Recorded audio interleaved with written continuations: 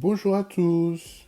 Aujourd'hui, j'ai un super message pour vous et ce message s'intitule Jésus demande tout. Tout d'abord, nous allons prier. Merci Seigneur Jésus pour le privilège que tu nous donnes d'être en vie, alors que nous allons ouvrir ta parole et nous allons apprendre plus de toi. Ouvre notre esprit afin que nous puissions comprendre et permets que nous puissions appliquer ce que tu as à nous dire au nom de Jésus. Amen. Jésus demande tout. La bénédiction divine ne peut être accordée à celui qui viole les principes éternels du bien. Un seul péché caressé suffit pour pervertir le caractère tout entier et tromper les hommes. Si ta main pour toi une occasion de chute, a dit Jésus, coupe-la. Mieux vaut pour toi entrer manchot dans la vie que d'avoir les deux mains et d'aller dans la géhenne. C'est tiré de Marc chapitre 9, versets 43 et 44. Donc si pour sauver le corps, il faut couper la main ou le pied, si même il vaut mieux arracher l'œil, à combien plus forte raison le chrétien doit-il abandonner le péché qui perd l'âme? L'envie, la méchanceté, les mauvaises pensées, la médisance, la convoitise sont autant de fardeaux que le chrétien doit rejeter s'il veut triompher dans la course qui lui assurera l'éternité.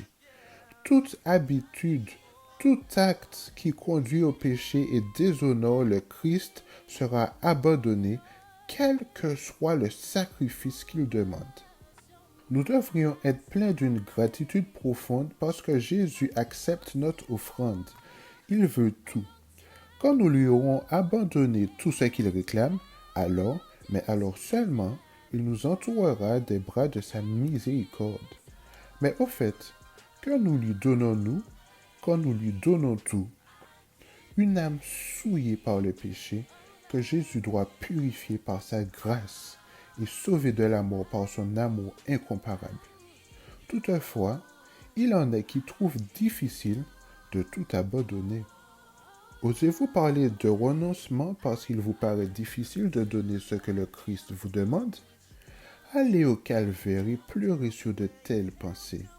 Contemplez les mains et les pieds de votre libérateur, blessé par le clou cruel, afin que par son propre sang vous soyez lavés de vos péchés.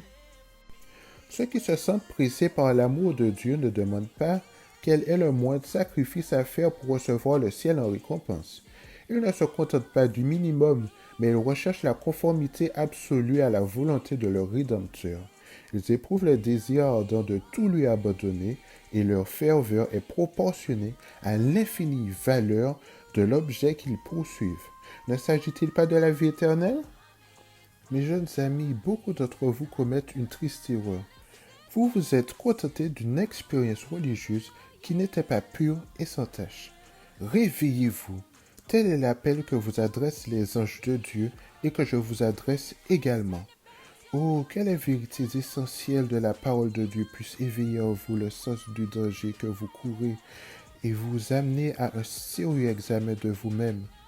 Vos cœurs sont toujours charnels, rebelles à la loi de Dieu, mais ces cœurs charnels doivent être changés afin que la sainteté vous paraisse si belle que vous la désirerez comme la biche altérée désire les eaux courantes. Alors vous aimerez Dieu et sa loi. Le jour du Christ vous paraîtra aisé et son fardeau léger. Certes, vous aurez des épreuves, mais vous les supporterez vaillamment et elles vous rendront le chemin plus cher encore. Le chrétien qui renonce obtiendra l'héritage éternel. Voici ce que dit le témoin fidèle. Puisses-tu être froid ou bouillant? Ainsi, parce que tu es tiède et que tu n'es ni froid ni bouillant, je te vomirai de ma bouche. C'est tiré d'Apocalypse, chapitre 3, versets 15 et 16. Satan désire que vous soyez chrétiens de non seulement, afin de pouvoir mieux mettre ses plans à exécution. Si vous avez une piété apparente et non véritable, il pourra se servir de vous pour en entraîner d'autres sur le même chemin décevant. De pauvres âmes tourneront leur regard vers vous au lieu de contempler l'idéal que leur propose l'Écriture. Elles se trouveront égales à vous et satisfaites, ne chercheront pas à s'élever plus haut. L'apôtre dit, « Ayez non donc cette parure extérieur qui consiste dans les cheveux tressés, les ornements d'or ou les habits qu'on revêt, mais la parure intérieure est cachée dans le cœur, la pureté incorruptible d'un esprit doux et paisible qui est de grand prix devant Dieu. 1 Pierre, chapitre 3, versets 3 et 4. Soumettez l'esprit charnel, réformez la vie, et la pauvre enveloppe mortelle ne sera plus idolâtrée. Que le Christ soit en vous l'espérance de la gloire, et vous découvrirez en lui des charmes incomparables qui captiveront votre âme. Vous vous attacherez à lui, vous choisirez de l'aimer et de l'admirer, si bien que vous vous oublierez vous-même. Jésus sera exalté et adoré, et le moi humilié. Mais sans cet amour profond, la religion n'est qu'un formalisme desséché, une prétention inutile, une pesante corvée.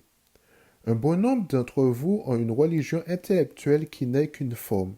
Le cœur n'est pas purifié. Or, Dieu regarde au cœur. Tout est nu et découvert aux yeux de celui à qui nous devrons rendre compte. C'est tiré d'Hébreux 4, verset 13. Pensez-vous qu'il se satisfasse d'autre chose que d'une vérité qui vous est pénétrée profondément? Toute personne vraiment convertie portera les signes certains de la soumission de sa chair. Je parle clairement.